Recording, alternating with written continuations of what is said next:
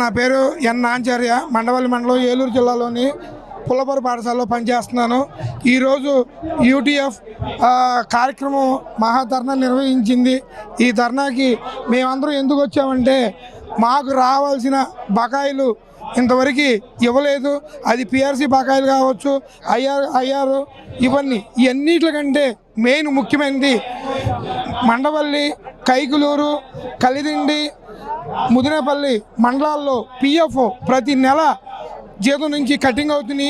Cutting అయిన డబ్బులు 2023 June నుంచి ఇంతవరకు అవి మా పిఎఫ్ అకౌంట్ ఖాతాల్లో జమ అవ్వలేదు.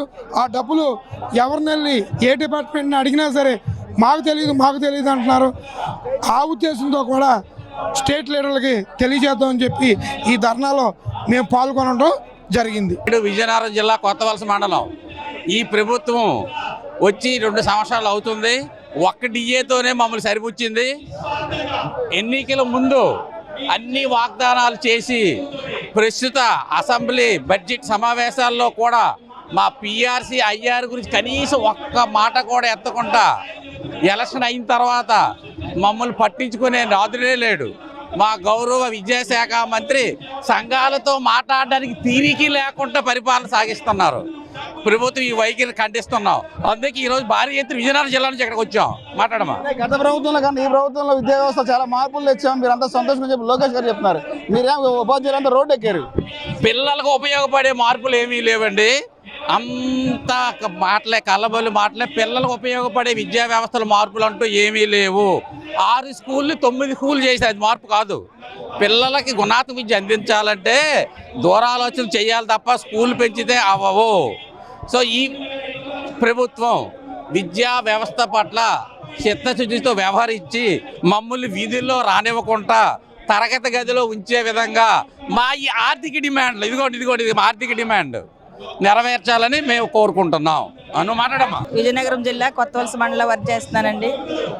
ఈ ప్రభుత్వం ఎంతో గత ప్రభుత్వం మీద ఎంతో కోపంతో, బాధతో ఈ ప్రభుత్వాన్ని ఎంతో ఇష్టంగా తీసుకొచ్చాం ఉద్యోగులందరూ.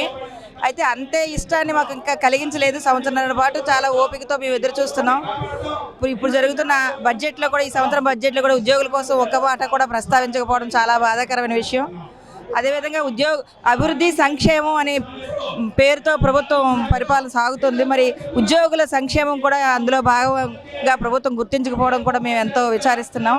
కాబట్టి ప్రభుత్వ పథకాలని అమలుపరిచేది ఉద్యోగులు కాబట్టి ఉద్యోగులు సంతృప్తిగా ఉన్నప్పుడే అభివృద్ధి అనేది బాగా జరుగుతుందని మా అందరి అభిప్రాయంతో ఈరోజు మేము రోడ్డు ఎక్కాల్సిన పరిస్థితి తీసుకొచ్చింది.